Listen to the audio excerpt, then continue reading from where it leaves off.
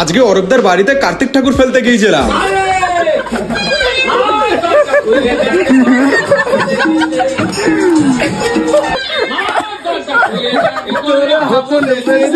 ঠাকুর ফেলাতে অরূপদা এরকম রিয়াকশন দেবে ভাবিনি। তো গাইজ একদিন আগে প্ল্যানিং হয়ে গেছিল ঠাকুর ফেলা, তাই রাত 1টায় এসেছে কার্তিক ঠাকুর নিতে। সব মূর্তির মধ্যে এই ঠাকুরটা পছন্দ করে কাকাকে দিয়ে নাম, শ্লোক আর সব থেকে জরুরি 5001 টাকা লিখে নিলাম। টাকা তো তুলতে হবে তাই না? তারপর কি ঠাকুর আর স্পিকার নিয়ে চলে যাচ্ছি অরূপদার বাড়িতে। এখানে এসে দেখি সবাই শুভসানু মিলে একটা ঠাকুর ফেলে এলো অরূপদার বাড়িতে। যাই হোক ভালোই হলো, দুজনে মিলে ভয় পাচ্ছিলাম কার্তিক ফেলতে, এখন সবাই মিলে ফেলবো আর আরো মজা হবে। ফটাফট দেরি না করে কার্তিক ঠাকুর বারান্দা রেখে গান চালু করে দিয়েছি। তারপর কি হলো তোমরাও দেখো।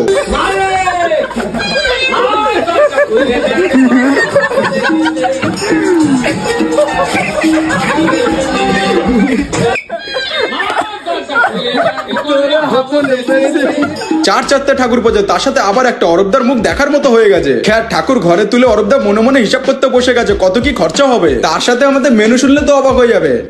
বাবা ওরা একা পারে? ঠিক করে বল। হ্যাঁ এ বলছে 7খানা আমার রেড লেভেল লাগবে। হ্যালো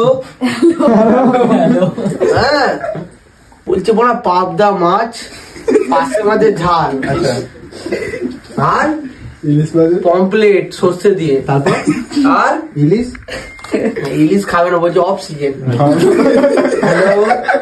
হ্যাঁ হ্যাঁ কারেক্ট হয়েছে, বল বল।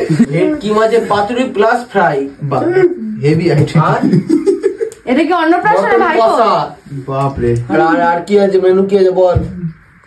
হ্যাঁ ফ্রাইড রাইস না, ফ্রাইড রাইস না, ফ্রাইড রাইস বলি না, বুঝা মাথার উপর দিয়ে চিন্তা দিয়ে আমরা পোলাও, বাসন্তী পোলাও, মটর কষা, দানা হলুদ, সাদা না হলুদ, ওখানে তো বাসন্তী